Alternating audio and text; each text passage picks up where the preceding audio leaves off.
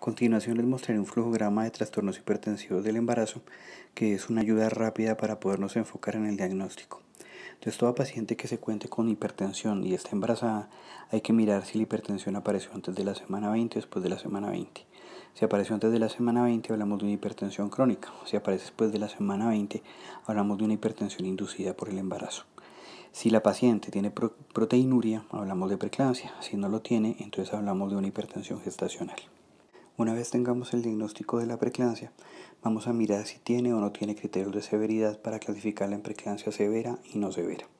Para eso vamos a mirar las tensiones arteriales, las cuales no deben ser superiores de 160 a 110. Vamos a mirar las alteraciones a nivel renal, en el cual vamos a poder encontrar que hay una elevación de la creatinina, al igual que también vamos a encontrar elevación en las transaminasas, que la vamos a encontrar por encima de 40, afectación de la unidad fetoplacentaria, y también vamos a encontrar una disminución en las plaquetas. Una vez la clasifiquemos, entonces, si no tiene criterios de severidad, es una preeclampsia sin criterios de severidad. Si aparece con criterios de severidad, debemos revisar otras cosas, las cuales son las posibles complicaciones de la preeclampsia, las cuales serían: ¿tiene o no tiene elevación de las transaminasas por encima de 70? ¿Tiene hemólisis? O sea, encontramos una elevación de la LDH y encontramos células inmaduras en el frotis de flujo de sangre periférica. Y lo otro que vamos a mirar es el recuento de plaquetas. Si encontramos plaquetas por debajo de 150.000, entonces hablamos que tiene hemólisis y tiene alteración de la función hepática, y en este caso estaremos hablando de un síndrome de HELLP. Y si la otra pregunta sería: ¿convulsionó o no? Si la paciente convulsionó, estaremos hablando de una eclampsia, y si no convulsionó, entonces seguiríamos hablando de preeclampsia. En cuanto al flujograma de manejo, vamos a tener en cuenta varios aspectos. Lo primero que vamos a mirar es la tensión arterial. Si la tensión arterial está entre mayor de 140, 90, pero está menor de 150, 110, a la paciente se le debe iniciar todo el estudio. Entonces, lo primero que se hace es hacerle un control estricto de tensión arterial cada 2 horas, solicitar todo el perfil de preeclampsia, al igual que el perfil de bienestar fetal. Tener presente también los síntomas que nos van a decir si es una preeclampsia severa o no. Si la paciente tiene alguna sintomatología o tiene la tensión arterial por encima de 150 a 100 y creemos que en efecto está con algún criterio de severidad, hay que hospitalizar inmediatamente. Una vez se hospitalice, con los exámenes y con la parte clínica y también con los síntomas, vamos a clasificar los trastornos hipertensivos. Entonces, lo primero que tenemos que hacer es mirar si la paciente tiene una preeclampsia o no. Una vez que tengamos el diagnóstico, saber si una preeclampsia con criterios de severidad o sin criterios de severidad. E iniciamos el manejo. El manejo se debe hacer en una unidad especializada de cuidado intermedio, en el cual se va a iniciar maduración pulmonar si tiene un embarazo menor de 34 semanas, tromboprofilaxis, y se va a continuar todo el tiempo con vigilancia de los signos vitales. Si se encuentra que es una preeclampsia con criterios de severidad, 24 horas después de que se coloque la segunda dosis se va a desembarazar, a menos que la condición de la paciente requiera desembarazarla antes.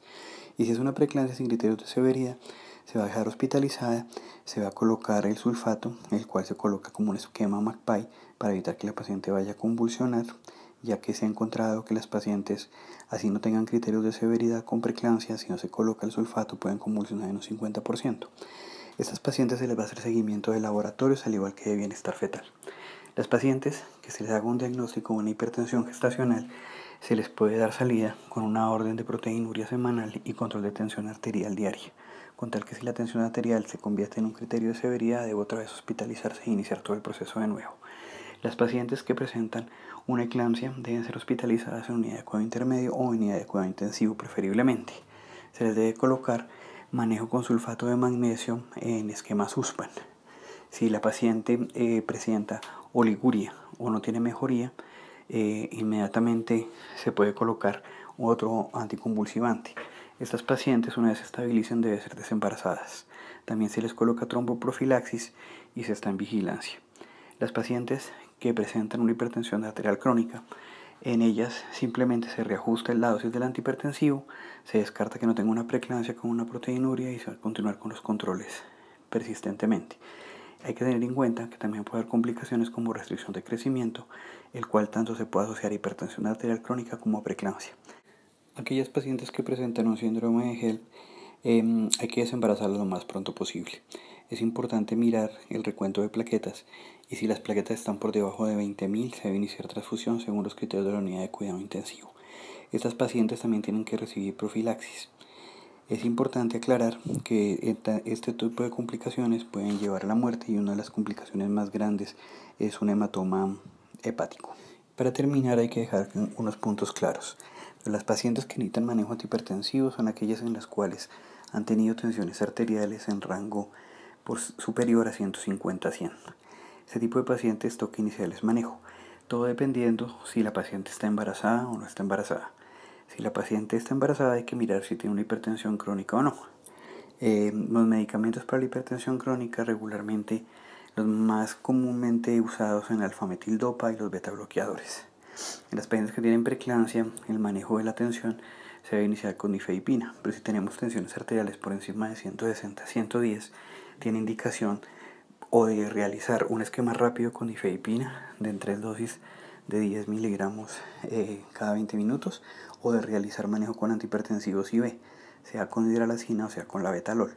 Otra cosa importante, ya como conclusión, es que las pacientes después de que son desembarazadas tienen que hacerse unos exámenes tanto de tensión como de proteinuria 6 semanas posteriores para saber si las pacientes quedaron con hipertensión crónica o no y darles el manejo adecuado posparto.